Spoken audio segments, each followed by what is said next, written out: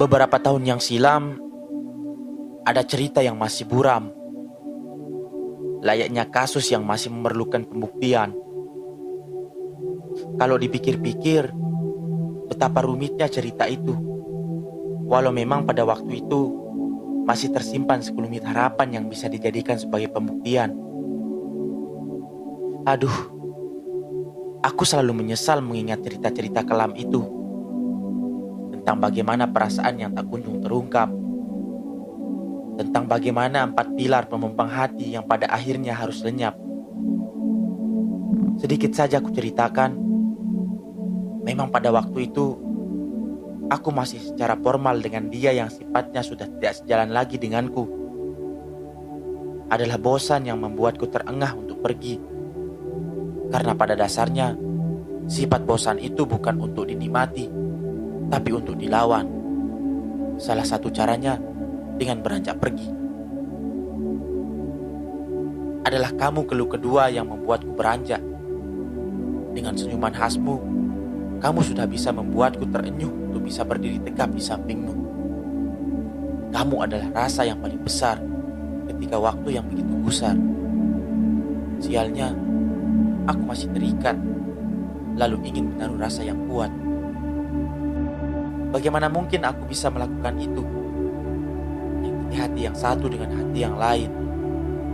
Hingga pada akhirnya, di penghujung hari kemenangan, aku memutuskan untuk melepas kontrak dengan dia yang sudah lama mendekap. Berharap mungkin di kemudian hari, aku bisa mendapatkanmu. Mengungkapkan rasa yang masih tersekat dalam hati dan masih sulit dicerca oleh lisan. Layaknya 3 wanita yang sedang berlomba untuk mendapatkan singgasana sang raja, lalu kamu yang menjadi pemenang. Tak kuhiraukan dahulu betapa dekatnya engkau dengan orang yang lebih tua dariku. Karena prinsipku, semasih itu baik dan belum resmi, siapapun bisa mendapatkannya. Karena mungkin blunder terbesarku adalah ketika kamu melihat dengan mata kepalamu sendiri betapa bejatnya aku yang dahulu suka mengoleksi satu demi satu. Yang mungkin di benakmu itu salah dan bisa saja itu membuatmu menghilang untuk dekat denganku lagi. Tapi percayalah, rasa terbesar pada waktu itu adalah kamu yang memegangnya. Hingga hari berlalu demi hari, perkumpulan itu menghentikan kita semua. Adakah aku yang mampu mengungkapkan rasa pada waktu itu atau pada waktu kini? Jawabannya adalah tidak. Aku selalu menjadi detektif dunia mayamu. Sejak dulu atau sampai sekarang. Bahkan ketika kamu menghilang, aku selalu menyalahkan diriku sendiri. Menyalahkan kesempatan yang selalu kubuang. Aduh, rasanya sudahi saja cerita ini.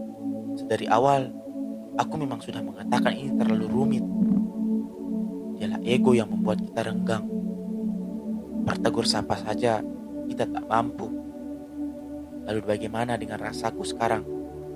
Bagaimana jika kau tanya sendiri jawabannya? Kubongkar saja naibku. Salah satunya, aku selalu berpikir keras ketika percakapan kita sedang berlangsung. Supaya kamu terkesan puas dan mungkin saja nyamanmu mengimbangi rasaku hingga keinginanku untuk mendapatkanmu tersampai. Terima kasih engkau yang saat ini kembali hadir dan masih menyimpan cerita yang rasanya kembali terlahir. Syukur-syukur kamu bisa melihat dan bisa mendengar. Dan sungguh terlaluan jika kamu tidak bisa tersadar.